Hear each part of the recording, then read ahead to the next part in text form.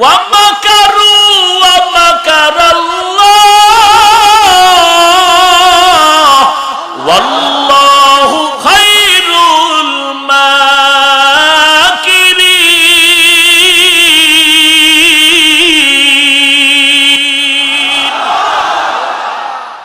দুনিয়াতে তুই কত বড় চালাক, নমরুদ হামান কারুনের থেকে বড় চালাক তো হতে পারো। সেই নমরুদটা আমার আল্লাহকে মারার জন্য রেডি হয়ে গেল। কত বড় বেঈমান!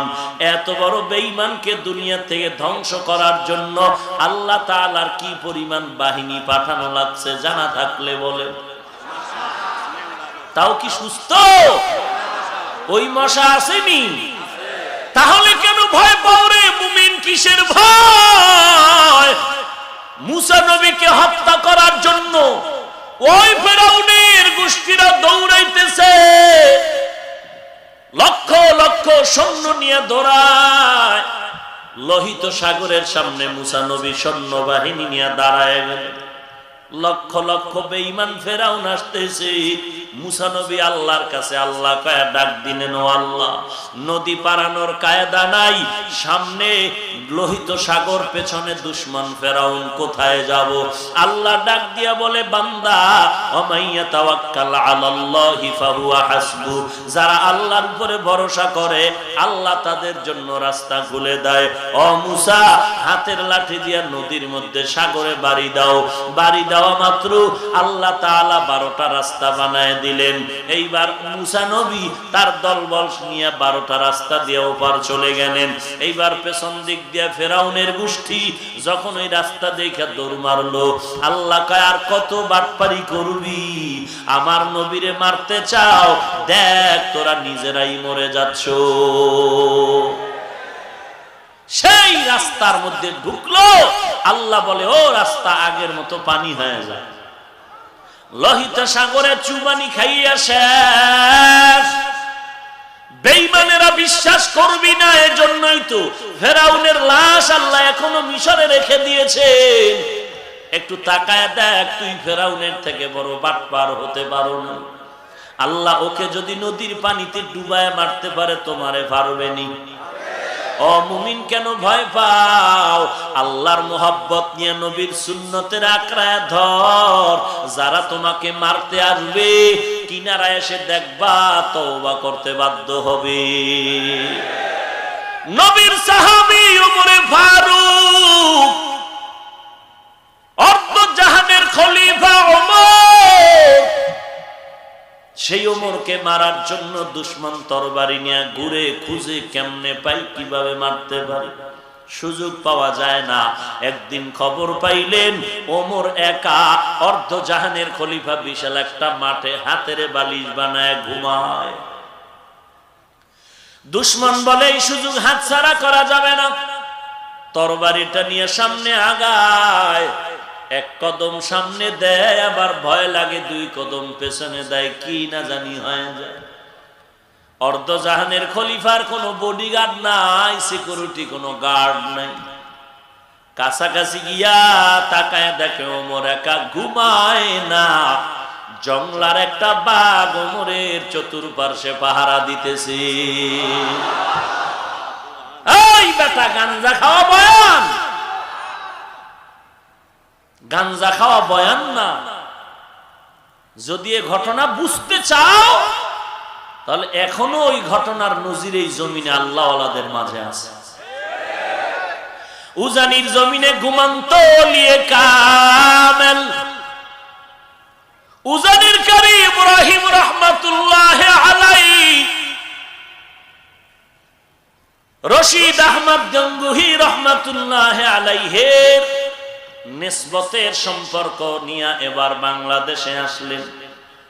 যার কোরআন তেলাওয়াত শুনে মক্কার মানুষ পাগল হয়ে মেয়েকে বিবাহ দিয়েছিলেন। উজানি এলাকা চাঁদপুর জেলা কচুয়া থানার অন্তর্গত জায়গায় গিয়ে দেখে জঙ্গল, তার টাকার কিনা সম্পদ সাফ করলো। বাবার বাড়ি নোয়াখালী, বাবায় টাকার বালিশ বানায় ঘুমায়। আর কারি ইব্রাহিম বাবার টাকা ফালাইয়া আল্লাহর মোহাব্বত অর্জনে ভারত যায়।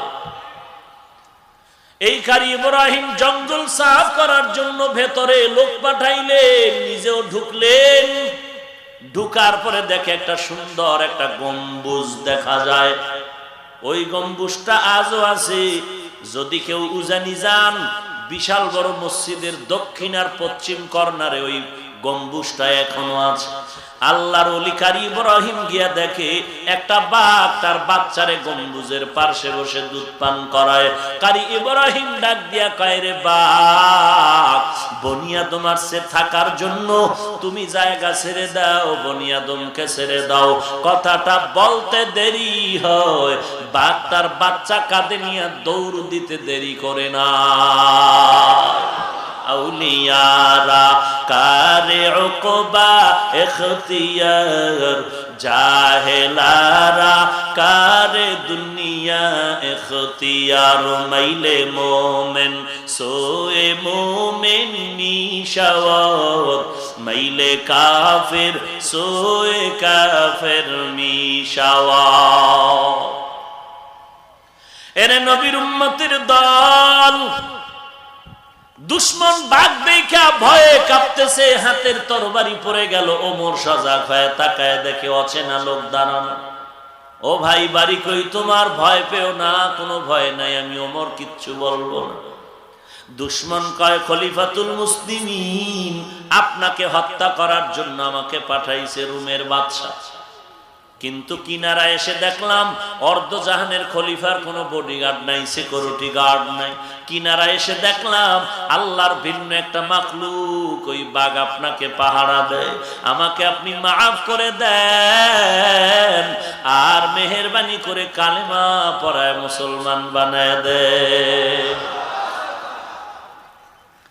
ইহুদি বেঈমান আমার নবীকে ঘরের মধ্যে বসাইয়া এইবার পেছনে গিয়া কুকুরের ডাক দিয়া কয়, কুকুর, বহু টাকা পয়সা দিয়ে তোরে লালন পালন করে বড় বানাইছে, আজকে একটা অর্ডার দিব, আমার সামনের দরজার কিনারা একজন বান্দা বসা, ওই বান্দাটাকে তুই কামড় দিয়া জমিন থেকে বিদায়ের ব্যবস্থা করবি। কুকুর মালিকের আনুগত্যশীল একটা প্রাণী। মালিক যখন অর্ডার করলো দেরি করে না, দৌড় দিল।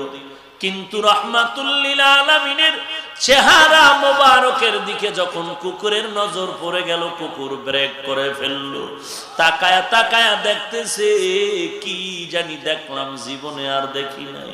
কুকুর তাকায়া তাকায়া কেমন যেন আফসোসের নিঃশ্বাস ফেলতেছে।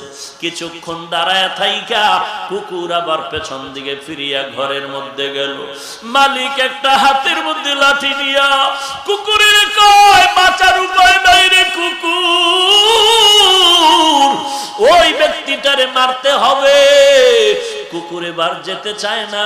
কুকুরকে যখন বেত দিয়ে আঘাত করে বাধ্য করলো, কুকুর আবার হাঁটতেছে। যত হাঁটে যখন নবীকে দেখে আবার দাঁড়ায় গেল। ভাবতেছে, এই বান্দা তো মানুষের কোনোদিন দুশ্মন হতে পারে না। কুকুর আবার ব্যাক করে পেছনে গেল।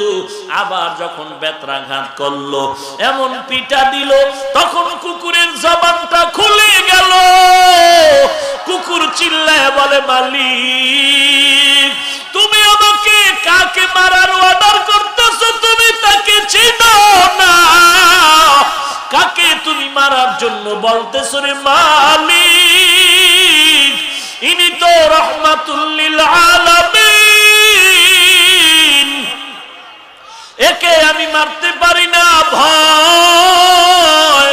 এ তো মানুষের জন্য শুধু রহমত নয়, এ তো গোটা মাখলুকাতের জন্য রহমত। এ শুধু মানুষের জন্য রহমত নয়, এ জঙ্গলার পশুদের জন্য বড় রহমত।